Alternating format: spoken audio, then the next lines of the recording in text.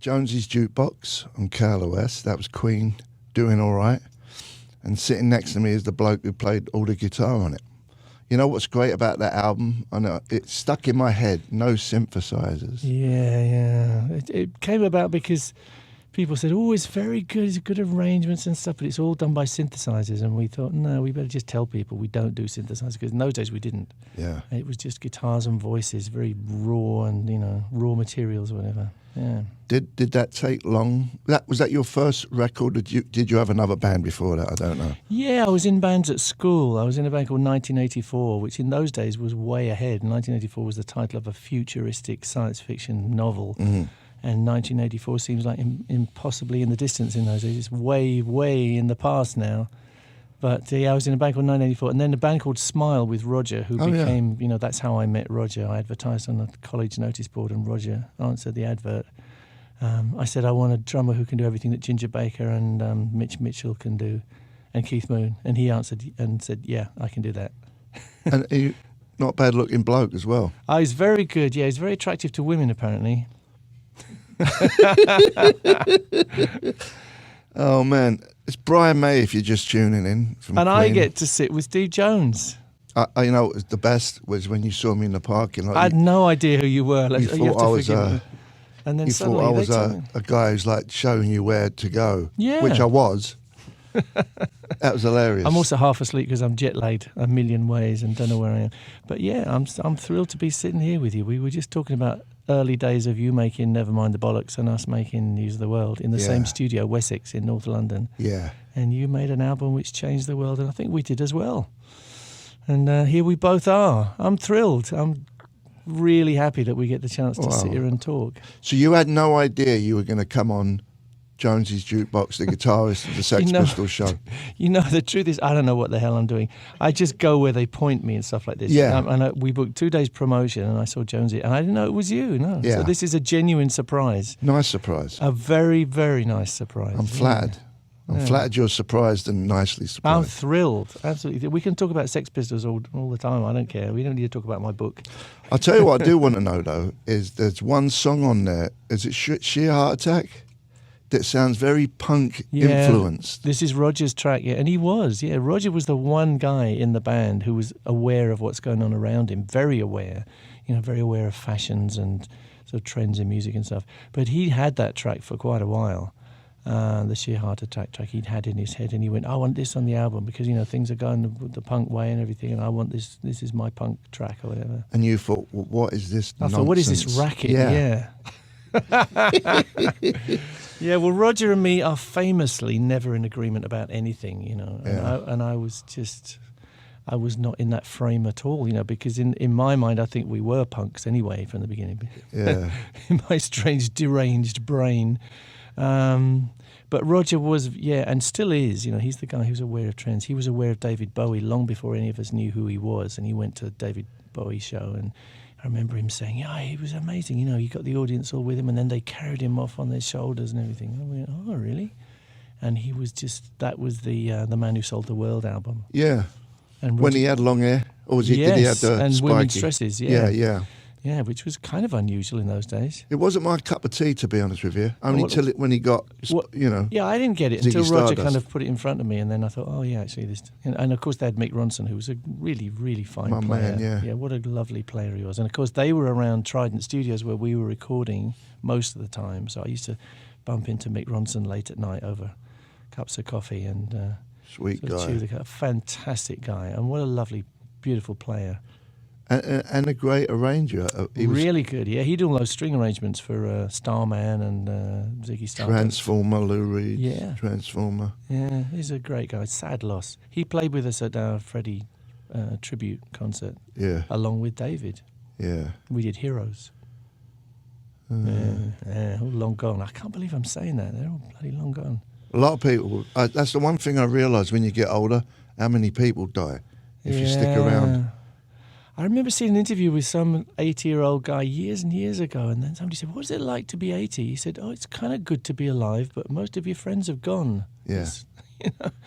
Yeah, so I just passed the 70 mark, and I can't believe I'm saying this, I don't feel like 70 years old. I feel like a boy. I feel like sort of 35 at the most. But it's odd. Suddenly people see you in a different way, and you're still sort of young and nervous inside. Peculiar, isn't it? Yeah. I mean, you're not as old as me. You're just a boy yourself. 62 next month. Oh, well, you're coming on. You're getting there. You just had a birthday, right? July? Yeah, and it's 70 years and 10, which is the sort of nominal lifespan of a human being. So I'm feeling like everything from now on is a bonus. My dad died at 66. So I'm thinking, okay, what is really worthwhile to do now? I mean, this is worthwhile. I'm sitting talking to you, but what in the world is what should we spend our time doing in the remaining time we have, Steve? My big thing that I like to do is be in nature in my old age.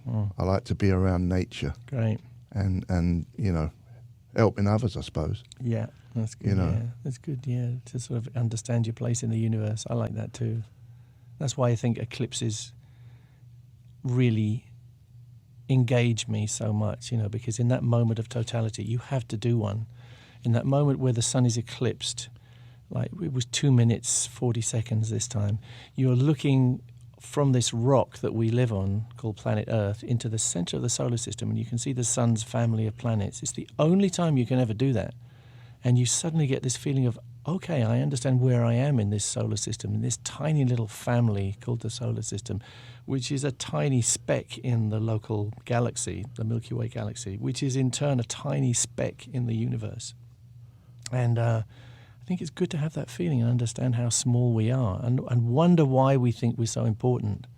That's the big thing. Maybe we are, I don't know. And we really think we're in control, but really there's no control. That's right. And think we have dominion over every creature on this planet, which by rights I don't think we should. To me, every creature on this planet has an equal right to have a good life. We shouldn't be abusing animals. That's one of my big things. I think we got it all wrong. We weren't put here to be users and abusers of all the other creatures on this planet. We were here to do good stuff. You're a vegan? I wish I was a vegan. No, I'm a vegetarian, and I haven't managed to make the journey to being vegan yet. A lot of my friends are, and I eat a lot of vegan food, but I can't call myself a vegan. You like a bit of goat cheese? Yeah, I like cheese, but I don't like the process by which it's obtained. Yeah, cheese is a hard one because vegan cheese is really, really not desirable. Well, most of it's soy, which is not great. Yeah, I'm not a big soy fan. They give you knockers, soy. Gives you knockers in your knockers. Sorry, we're being English here. It's okay. I think everyone gets it. But I've been off the meat for a while. I'm trying to go that way. Fantastic. I do have a weakness for a bit of goat cheese. Yeah, I have a weakness for cheese. It's hard to give up. But I spent a lot of my time around dairy farmers in England because I'm involved in trying to save the badger from persecution. Legalised persecution because it's blamed for bovine TB. And, it's a big, big subject, but our contention is that the badgers are not a vector. They're not the reason. They're a result of bovine TB in cows. TB.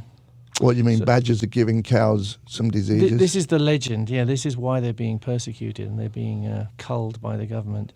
But actually all the research seems to show that badgers get TB from cows, but probably not much the other way around. So killing badgers isn't going to help the situation, but it's a thing that's been offered to farmers as a solution. And it's become very political, and farmers are actually afraid to speak out even if they do understand that badgers are not the cause of their problems. So, but I'm saying, I've seen a lot of farmers, I've seen a lot of dairy farms, and there are some very good dairy farmers, but I don't think we should be doing it. I really don't. We're not designed to drink the milk of a cow. Why should we be? And there's an awful lot of stuff in it which is not good for us. Do you remember the commercials when you were a kid? Milk's good for you. Oh, yeah. Well, it was based on no scientific evidence whatsoever. Milk's supposed to be great for your bones and all this stuff. It's essential. Strong bones. Yeah, all this is propaganda, we all swallowed it, but it's probably not the case. So drinking almond milk is probably a whole lot better for you, and it's in the end better for the environment too, and it's better from the point of view of animal cruelty. So yeah, we should all be vegan. We damn well should be. Where do you think it all started then? Back in the Stone Age, when all you had was animals to eat? I think it's okay, on a small scale. And I think in the old days there was a kind of contract between men and animals. You look after the animal, you feed it, you protect it, and in the end you eat it. It's a kind of like Indians, it's a trade, with like buffalo. the Indians do, exactly, yeah. But when it becomes like mass-producing animals and giving them terrible conditions to live in, and slaughtering them in hideous ways, boy, we went way off the track. And we eat billions of animals that have been abused per year now, and I think. And the karma is it makes you sick. It does, Makes people sick. Yeah, because you're eating animals that had a bad life, were fed the wrong stuff, and had stress in their lives, and it's not good for us. I think that's the origin of so much of our illness. So I was saying to someone today, the world is all about money, which to me is all wrong. But strangely enough, what is going to happen is money will lead us to the right path in the end, because soon it will be cheaper to make a steak that tastes like steak and is much better for you than it is to breed a cow and kill it and eat it. So as soon as the alternatives to meat are cheaper, then it's game over. Nobody will be going to the trouble of breeding animals, and dealing with their sicknesses and, slaughtering them and all this. It's an incredibly inefficient process, and the milk as well. They will be just eating the food that's been made in a much cheaper and more efficient way, which will be much better for us because it won't have all the growth hormones, it won't have antibiotics in it, etc., etc. Even though there's 8 billion people in the world. Yeah, it'll be cheaper and more efficient to feed them non-animal diets. Yeah, it will be, and quite soon, I think. There's already some people who are making substitute meat which people prefer to the real thing. I mean, I certainly do. Don't give me a veggie burger any day. I hate to think what's in. I wouldn't dream of eating a hamburger. Not if you paid me these days. What about fish? I eat a little bit of fish occasionally, but I don't feel good about it. And when you see videos of the way they're caught and the way they're just putting in their millions, struggling into some horrible cage, to be slaughtered, to be crushed to death. I don't feel good about it. Yeah. So I try and not do it. It's a while though. I think we're all on a path. You're saying it's a while since you ate meat. For me too, it's many years since I ate a mammal. But I don't feel good about eating fish anymore. And occasionally I'll do it, and then I think, I'm not going to do that again for a while. So is it a moral thing more than the actual physical It's a feeling? moral thing, but I'm sure that I'm healthier for not eating meat. Absolutely sure. Yeah. No, I did vegan for 4 years, and I went a bit nuts, to be honest with you. Do you think it agrees with everybody? Some body types or genetic makeup? I really don't know. I think it depends what you eat, of course. It depends on what diet you have. I just want to talk about your riffs, though, Rini. Yeah. So this God Save the Queen riff, where'd that come from? Oh, See, that's your riff, isn't it? That ain't Johnny Rotten's riff. That's your riff. Johnny didn't write any music. Interesting. It was me and Glenn Matlock that came up with all the music. Right, but he did lyrics. Johnny wrote all the words. Yeah, well, good. So good combination, really good. Yeah, but the riff, where'd that riff come from? I don't know. where did any of them come from? I don't know. They come from the sky, don't they? Someplace, and you have to catch them. I was very, very. At the time, I mean, I literally only been. I'm so bored telling this story, but I want to tell you, I'd only been playing guitar 3 months before we did our first show. I was kind of singing at the beginning. I didn't get it. This was before we got John. Then Malcolm McLaren says, "You don't need to sing," and I agreed. We did one gig at Salter's Cafe down Kings Road. Did you ever go to that place? I've been, yeah.